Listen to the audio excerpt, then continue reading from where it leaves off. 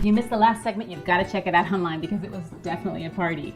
We're here today with Chelsea Cardwell, the host of I Do, the Ultimate Wedding Show, and we are talking all about wedding brunches. Yeah. Thanks again for coming to the kitchen. Yeah, Chelsea. I'm having so much fun.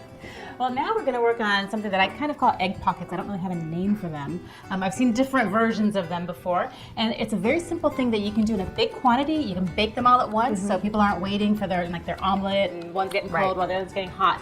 So we're going to go ahead and get started. I'm going to put you to work. Okay, sounds good. We're going to start with the bread. Okay. Make some room over here for you. And if you just Sounds want to put those little bread slices Okay. up, and you're going to cut the crust off. You'll probably do like 3 at a time or so. Okay. This little person, we're going to use that for garnish later. Okay. So it might be quicker if you just stack them. That's a good idea.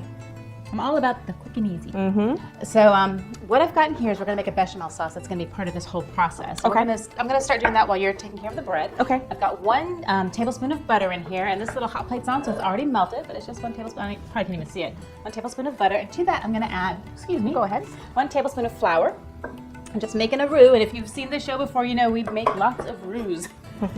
Because you use them in so many things, soups, mac and cheese, I mean everything. Now, what defines a bechamel sauce? Bechamel is made with a roux, which is equal quantities of fat and flour. Okay. And you can use olive oil, you can use rice flour, you can use different things, and then you're going to add. I'll add milk to it. I believe you can do it with an almond milk or cashew milk as well if you're trying to be vegan. Interesting. Okay. But it's going to be a really nice white cream sauce, and you can typically put a little bit of nutmeg in there, depending on what you're using it for. Okay. You can add different things to give it some flavor. Great. So while I'm doing this, right now I've got kind of like a paste with the butter and the flour, and I'm going to just let it cook some of that raw flour flavor off. And while I do that, if you can take this rolling pin and you want to kind of flatten out these breads, and you can put the crusts back on this plate over here. Yeah, we want to save those. Give yourself some room, yeah. Okay, so again, I have 1 tablespoon of butter, 1 tablespoon of flour, and I'm going to add just about 3/4 cup of milk. And I'm going to do it slowly because if I do it slowly at first, it won't lump up on me as bad. Do you cook a lot? I do, and I used to do a lot of my own homemade sauces and stuff, but I am super ADD, shocker, and I would start 10 different things, and I would always end up burning that process. Yeah, you kind of got to keep on it because it comes together really quickly. Yeah, I bet. I'm just whisking it like a mad woman here. So once you get about half of the milk in, you can dump the rest of it in, and it won't clump and give you lumps. So now that you've got this flattened out, I'm going to give you, this is about 3 tablespoons of melted butter. Okay. And if you can take this little brush and butter those on both sides. Both sides? Yep. I don't know why this is so fun. Painting with butter. So how long have you been on I Do? How long has that been airing? I Do is really brand new. We just aired our 3rd episode. Oh, so, wow. Yeah, so it's really, really fun. It's such a learning process. So you see it starting to boil, and it's going to start getting thicker. It's going to slowly come together, and this would also be a good base for gravies that you want to do. Right. Gosh, I use it in so many different things. I'm almost done here. Okay.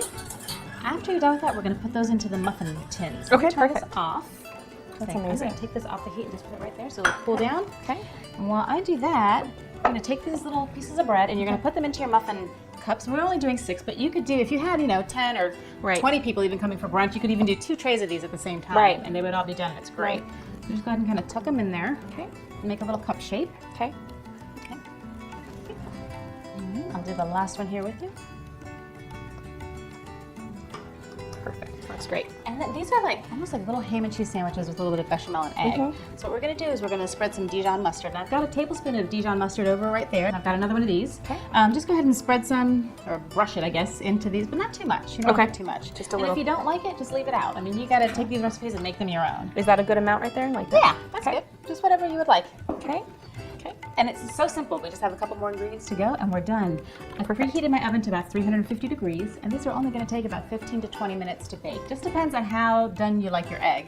Okay, done with that. So now we're going to put the ham in there. Okay. And if you don't want the meat, you can always leave it out. Just a little sprinkle. Yeah, you could put whatever you want. You put roast beef in there. Okay. Okay, so now we're going to, I'm just going to put a little bit of salt and pepper here in the bechamel. Okay. just to give it a little more flavor. And you can use any kind of cheese. I have a combination here of cheddars and Gouda. Okay. Gouda. So if you want to go ahead and sprinkle just a little bit, because we're going to put a little bit more on top. Just a couple of little sprinkles. Okay. Go ahead and crack our eggs and just put one in each little cup. Okay. And little tip, if you crack the egg on a flat surface, for some reason there's less chance of shell getting in your egg. And I think it's because you turn it over with your thumbs and break it apart. Right. Okay, so while you're cracking those last couple of eggs, I'm going to spoon some of this bechamel over the top.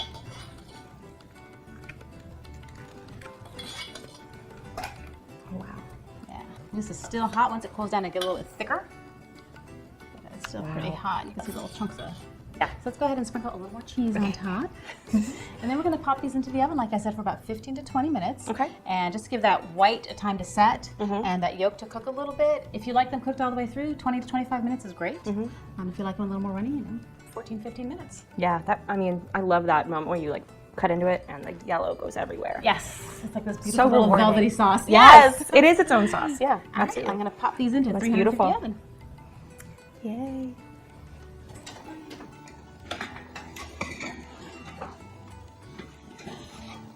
Can you put that towel on here for me? This pan is pretty hot. So while we were talking, I had one in the oven baking, just to save a little bit of time here. Perfect. And there we go. Oh, wow. Those If you look want to grab great. that plate and that fork and knife, we can dive into one of these and see how it looks. You need this? No, just that little fork and knife would be There helpful. you are. And like I said, depending on how solid you like your yolks will depend on how long you keep it in the oven. Right. So these went a little longer because we were chit-chatting a They lot. still look great though. But it looks like it might still be perfect. And if you want to get fancy, you can put a little piece of parsley on there. Awesome. You want to cut into it and see All how right. it looks? Good. Oh, wow. Look at that. That is perfect. So you can see your egg yolk, your bechamel, your ham, your cheese. It looks delicious. It smells so good too. You take a bite. Yeah, absolutely. It's such a great brunch thing. 'Cause like I said, you can make a bunch at the same time. You can also have a bunch. You can have a bunch. It's yummy, isn't it? Wow. And so quick and easy to make. And that's when you're in your wedding, the throes of all of that, you have all the people and the family and all the chaos going on. It's nice just to be able to do something easy that everyone's going to like. Right. And I also like the fact that it doesn't feel too heavy. You know, especially if it is the morning of your wedding and you want to still fit in your dress later. Well, thank you so much for coming on. Oh my It's gosh. been so much fun with you today. Thank you so much for having me. I've had so much fun. Great, and thank you party. for watching. If you missed any part of this or any other episodes, you can catch them all on yourview.com. Don't forget to like me at Karen is Cooking from the Heart. And don't forget to watch I Do, also on Your View. And do you have a website? Yes, we have Facebook and we also are on yourview.com. Great, make sure you check them out. But most importantly, remember, you don't have to be a trained chef or cook to prepare delicious, healthy wedding brunches. You just have to cook from the heart. Our wedding reception was crashed by zombies. But you know, I guess that's pretty cool if the undead come to your place to party. That's a sign of a good wedding, right? Sure, it's a good omen. You know what? There are so many great options for morning drinking. I'm going to take that back. Morning drinking. Morning drinking. Nice.